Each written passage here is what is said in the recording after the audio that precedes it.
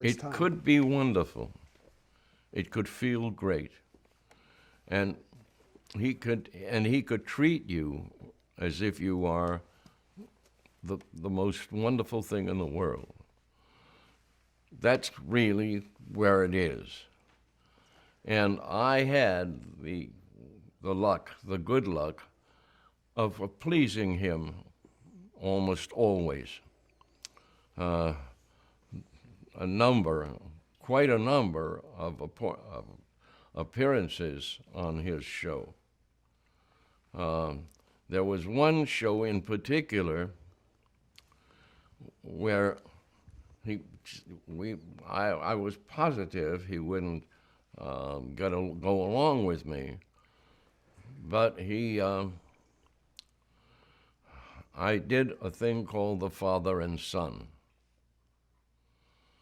I did a routine, actually, of my, me talking to my father, who wants me to live properly and doesn't want me to live with the actors because he thinks the actors are sissy boys, and but he's afraid of me doing the sissy boys, and I tell him they're not like that, and it was a whole routine about a father and a son, and the father doesn't want what the son has chosen, but will give in, is obviously going to give in, finally, to let his son have what he wants, and that's the opportunity to do something other than act.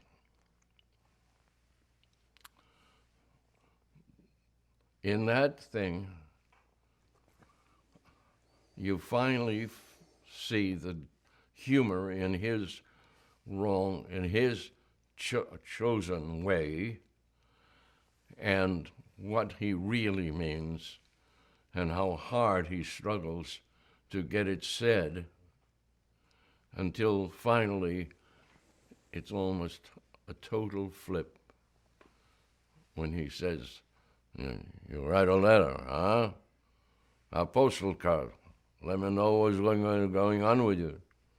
All right, all right. You write a letter, you write Ma, your mother. She wouldn't have to worry. She worries, she makes me crazy. Oh, these little lines are coming through. See, and you see this father with his accent and what he's doing, and pretty soon you are crying. You are fighting the tears, and you are saying thank you, and goodbye. You're saying goodbye, and the audience just almost jumps out of its seats because they're laughing. They're doing a lot of laughing at this scene, and they have a lot of understanding of some guy with an accent, who obviously a Jewish accent, and what he does and how he feels, and that thing ends. And now I know that when you're doing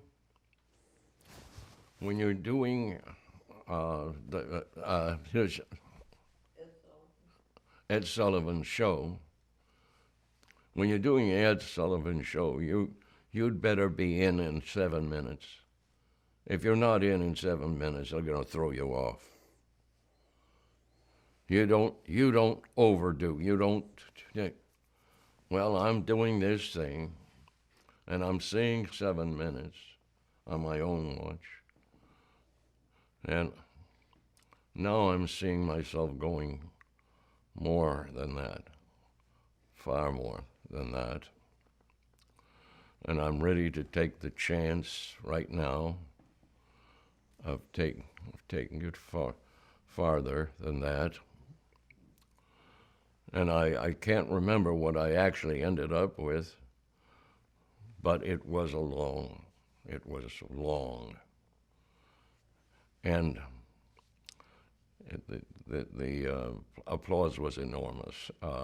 It was very, very well liked. Everything, it was very well liked. Now, when you get off of the stage, when you're through with your due, when you're doing that show,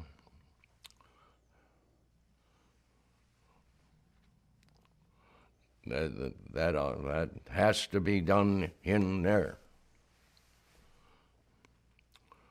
Well, I took the chance, and I took her.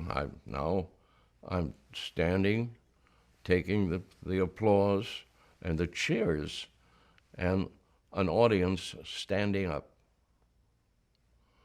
It was the most wonderful moment of my career. That he allowed it, and that I did it, and it worked. And I got off stage, and I was going to walk off. Ed Sullivan tells me, my wife is on the phone. So I know where she is. She's and stage left. So